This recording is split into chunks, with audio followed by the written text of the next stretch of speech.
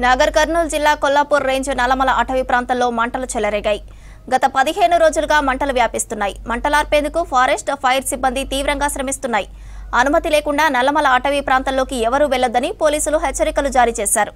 మంటలను ఆర్పేందుకు బ్లోయర్స్ ను ఉపయోగిస్తున్నామని అటవీ శాఖ అధికారులు తెలిపారు.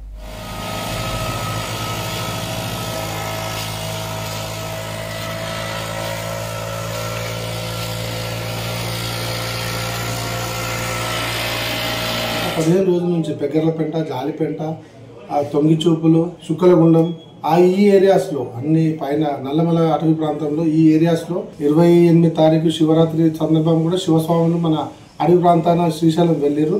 వాళ్ళందరూ కూడా ఒక మీటింగ్ పెట్టి చెప్పడం జరిగింది. కానీ కంట్రోల్ అవుతుంది, ఆ రోజు వరకు కంట్రోల్ అయింది.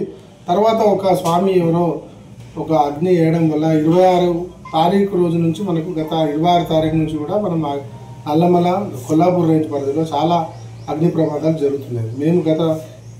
మేము అదుపు చేసినా కానీ ఈ ప్రకృతి అంటే టెంపరేచర్స్ ఎక్కువ ఉండడం వల్ల అది కంట్రోల్లోకి రావడం జరుగుతలేదు. అడవిలోకి పోయే పశు కాపర్లు కానీ, శివస్వాములు కానీ, ఎవరైనా కానీ ఇతరత్ర అసలు పోకూడదు.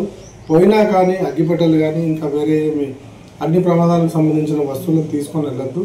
ఎందుకంటే అగ్ని ప్రమాదాల వల్ల ఎంతో ప్రకృతికి నష్టం జరుగుతుంది. వన్యప్రాణులకి గడ్డి దొరకట్లేదు, వాటికి నీళ్ళ కష్టమవుతుంది, దాంట్లో పడి కొన్ని చనిపోవడం కూడా జరుగుతుంది. అదేవిధంగా జీవ వైవిధ్యం కూడా మనకు దెబ్బతీస్తుంది.